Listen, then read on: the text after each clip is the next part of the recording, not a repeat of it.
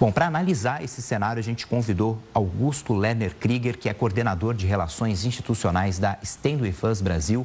Augusto, primeiramente, boa tarde, obrigado por aceitar o nosso convite para essa conversa, para essa entrevista. E eu queria, inicialmente, saber a sua avaliação. Esse ataque dos Estados Unidos, qual é a sua primeira avaliação? Um ataque preciso, um ataque no momento esperado? Boa tarde.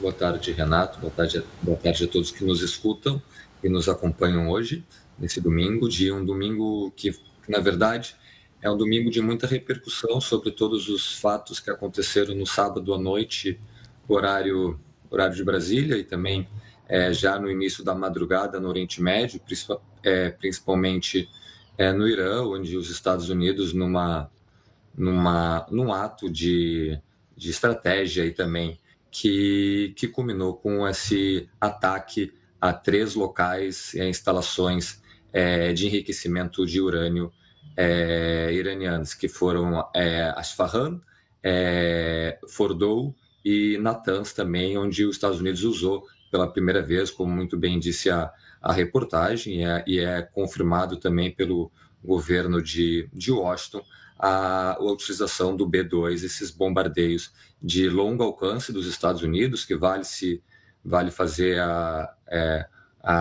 trazer a questão que eles saíram dos próprios Estados Unidos, foram reabastecidos no ar e conseguiram fazer esses ataques com essas bombas que têm esse poder de destruir mais de 6 metros abaixo do subsolo, onde as instalações nucleares iranianas estavam localizadas. Agora, o primeiro passo que a gente vê foram esses ataques.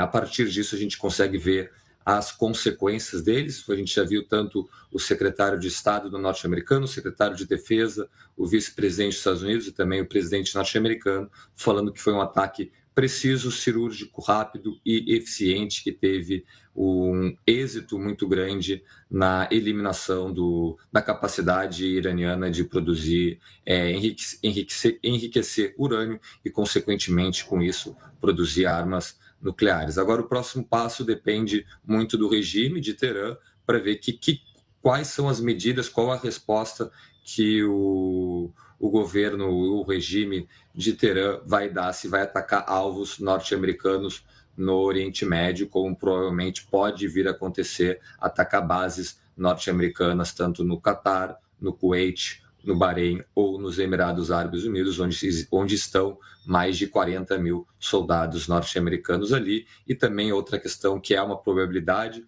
onde inclusive o Irã já está sendo aprovado dentro do governo do país, que seria o fechamento do Estreito de Hormuz, que é onde passa mais de 20% do petróleo, que vai direcionado mais para a China e para a Índia e para a Rússia. Augusto, os Estados Unidos já se posicionavam a favor de Israel, mas agora a gente fala de uma entrada definitiva dos Estados Unidos nesse conflito. Na sua avaliação, essa entrada já era esperada ou ela pega de surpresa vários atores envolvidos? A entrada era esperada, principalmente por Israel, que é o que deu o primeiro passo, atacando não somente as instalações de enriquecimento de urânio do Irã, mas também instalações militares ligadas à Guarda Revolucionária Iraniana, e também era esperado também pela comunidade internacional que os Estados Unidos viessem a tomar uma medida que só eles poderiam fazer, na verdade, que só eles tinham esse armamento, que não são só as bombas, mas também o potencial aéreo, no caso o avião B-2, que pudesse fazer esse ataque. Então, o Donald Trump, ele é uma pessoa muito ambígua, que às vezes ele decide por uma coisa e rapidamente ele muda de ideia, ele troca de opinião muitas vezes. Então, ele tinha dito que no máximo até em 2 semanas, isso na quinta-feira à noite, ele falou isso, trouxe essa informação que até em 2 semanas os Estados Unidos iam tomar uma decisão de qual passo que seria passível para acontecer no Irã, ou uma tentativa das retomadas das relações diplomáticas, das negociações diplomáticas, entre Estados Unidos e Irã, que já estavam acontecendo antes do ataque israelense na noite do dia 12 de junho aqui no Brasil, mas sim, os Estados Unidos decidiram fazer essa ação e a partir disso a gente vê uma comunidade europeia que também já era esperado pelos principais países europeus, citando França, Itália, Reino Unido, entre outros países, e também países do Oriente Médio, árabes sunitas, onde tem uma ligação, um apoio muito grande entre Estados Unidos e esses países, citando principalmente a Arábia Saudita de Mohammed bin Salman. Desde o começo do conflito, dos primeiros ataques de Israel, a principal avaliação de analistas é de que o regime de Israel se mostrou mais frágil do que parecia. Israel conseguiu entrar sem grandes dificuldades ou sem as dificuldades esperadas no espaço aéreo iraniano e a defesa do Irã pareceu não ser tão forte quanto se previa. Esse ataque agora contra as instalações nucleares, as instalações do programa nuclear, na sua avaliação, fragilizam ainda mais a visão, a imagem que se tinha dessa defesa iraniana?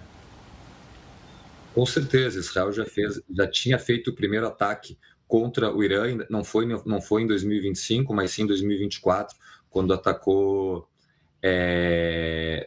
Irã, depois que o Irã lançou mísseis contra Tel Aviv e Jerusalém. Israel respondeu pela primeira vez atacando diretamente com caças israelenses F-15, F-16 e F-32, e a partir disso já se mostrou muito vulnerável o sistema de defesa aéreo iraniano. É importante salientar também que os caças que o Irã tem são poucos F-14 e outros caças muito inferiores aos caças israelenses. Eles nem colocam esses aviões no ar, porque a diferença entre eles é muito grande, e por causa disso as defesas aéreas iranianas eram a grande esperança do regime de Teherã para que pudessem responder o ataque israelense, mas não foi o que aconteceu.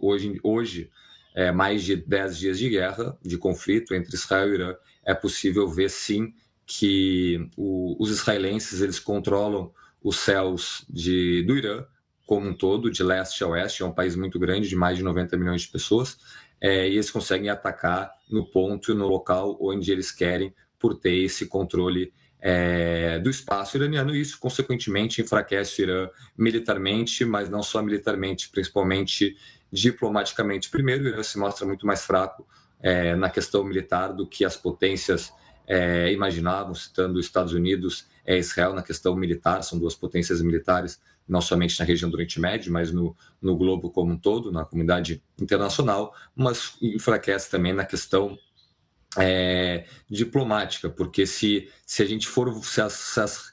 as negociações entre Irã e Estados Unidos elas forem retomadas, o Irã volta nas negociações muito mais enfraquecidos, porque ele perdeu muito mais do que ganhou nesse conflito, principalmente entre Israel e Irã. E a gente teve esse golpe, não vou dizer final, porque esse conflito não acabou, mas esse golpe devastador, muito grande, que foi realizado pelos Estados Unidos na noite de ontem, horário de Brasília. Oficialmente, Donald Trump não fala em queda de regime iraniano. Aliás, pelo contrário, ele fala que é um ataque contra o programa nuclear iraniano. Israel já chama o regime iraniano de o pior regime do mundo. Esse regime iraniano, o regime dos ayatollahs, está mais perto do que nunca de um fim? É importante fazer essa diferenciação que tu trouxeste, Renato, porque os Estados Unidos eles fizeram um ataque muito estratégico, muito localizado, muito bem localizado em 13 usinas de instalações de enriquecimento de urânio e acabou. Não foi além disso. Os Estados Unidos informaram que irão além disso caso os iranianos respondam contra alguma base norte-americana na região, e isso já mostra muito bem que os Estados Unidos não tem como objetivo a queda do regime iraniano. Muito diferente do que pensa o atual governo israelense, do premier Benjamin Netanyahu, que tem sim uma das suas ambições, que seria a queda do regime, não por causa da força dos ataques israelenses, porque Israel não tem como eliminar ou fazer o regime cair, mas tem como a pretensão que a partir dos ataques israelenses nas principais indústrias militares do país, que a sociedade civil iraniana se oponha, se coloca como uma oposição ainda mais forte nas ruas, principalmente de Teherã e das principais cidades iranianas, que a partir desse movimento social, não de fora para dentro, mas sim de dentro do Irã, que comece a culminar com a caída do regime. Eu, particularmente, acho bem difícil, porque é um regime iraniano, mesmo que hoje estando diplomaticamente, economicamente e militarmente enfraquecido perante a comunidade internacional e os seus vizinhos na região, e o Oriente Médio é uma região onde os países precisam se mostrar fortes para os seus vizinhos, muito diferente do que a gente vê da Europa antes, principalmente da invasão Rússia à Ucrânia. A gente vê esse Irã enfraquecido, um olhar de fora para dentro, mas se a gente for ver dentro, é um regime bem constituído ainda, mesmo apesar dos ataques israelenses, que para culminar com a sua queda precisa de passos maiores para isso acontecer.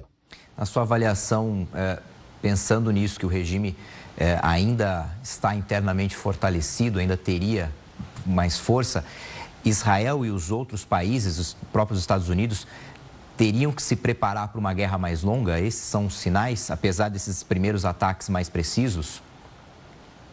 Os Estados Unidos, eles atualmente, na posição do Donald Trump, seu presidente, eles não têm essa intenção numa guerra mais longa. Os Estados Unidos deixou muito bem claro que não era nenhuma guerra contra o regime iraniano, eles não têm essa pretensão da mudança do Ayatollah Ali Khamenei, mas sim somente uma guerra contra o enriquecimento de urânio, que estava em níveis muito altos, que isso poderia ocasionar, sim, a produção do uma arma nuclear. Já a pretensão israelense não é somente a eliminação do material, possivelmente material nuclear iraniano, mas também enfraquecimento do regime como um todo, não somente analisando uma possibilidade de uma queda, mas de uma queda do regime, que eu já disse anteriormente e repito, eu entendo que seria um processo longo, que nem Israel tem esse objetivo de fazer uma guerra de 6 meses ou um ano contra o Irã, que poderia ocasionar isso. Israel também não tem nem essa capacidade,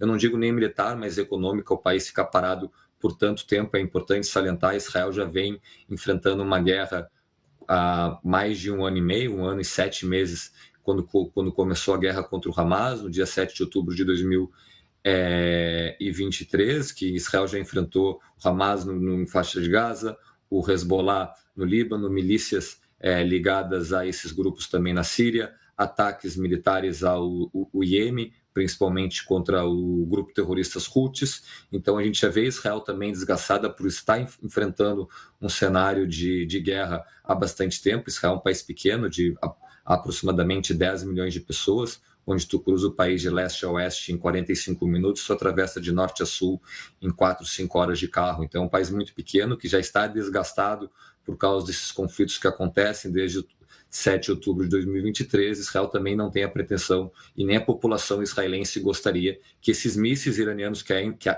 alcançam e atingem o solo israelense. É importante salientar, a maioria deles é interceptado por Israel, mas muitos caem. Israel também não tem essa pretensão de, por muito tempo, isso aconteça danos sérios contra a sociedade civil do país. Agora, o ministro das Relações Exteriores do Irã deve se reunir nas próximas horas com o presidente russo Vladimir Putin. O que a gente pode esperar do posicionamento da Rússia agora, depois dessa entrada definitiva dos Estados Unidos na guerra? Primeiramente, a Rússia, como já era esperado, já criticou duramente a ação, tanto a ação israelense a partir do dia 12 de junho, quanto a ação norte-americana na noite de ontem. Aqui no Brasil, já madrugada no Oriente Médio, o Vladimir Putin, o presidente russo, está atolado hoje em dia numa guerra que não tem muitos avanços táticos e ganhos de território contra a Ucrânia. A Rússia é um país hoje em dia também muito enfraquecido por causa disso, mas tem uma importância geopolítica, geoestratégica e também militar muito grande para o Irã. São parceiros em várias esferas, são 2 membros dos BRICS também. É importante fazer essa ressalva. A Rússia, por outro ponto, não vai entrar nesse conflito por alguma série de fatores. Primeiro, é o país mais sancionado do mundo por causa da invasão Rússia-Ucrânia e também por a Rússia já estar envolvida em outro conflito militar. A Rússia não vai, por exemplo, ou atacar Israel ou tentar impedir um novo ataque norte-americano contra o Irã, mas sim vai fazer condenações no âmbito internacional, vai prestar solidariedade ao seu parceiro, que é o Irã, que inclusive a Rússia compra muitos drones iranianos, drones esses que a Rússia utiliza contra Kiev e outras cidades na Ucrânia. Então a gente pode ver esse alinhamento de um discurso, mas parando por aí, porque a Rússia também não quer que o Irã feche, por exemplo, o Estreito de Hormuz, onde a Rússia teria uma série de desvantagens na questão econômica, onde que a Rússia compra um petróleo iraniano num preço muito mais baixo, exatamente como a China. E a China também vai adotar, provavelmente, esse mesmo discurso que o presidente Vladimir Putin vai vir adotar nas próximas horas. Augusto Lerner, coordenador de Relações Institucionais da Stand With Us Brasil, muito obrigado pela atenção, muito obrigado por essa entrevista. Uma boa tarde, um ótimo domingo para o senhor. Obrigado, boa tarde, bom domingo a todos.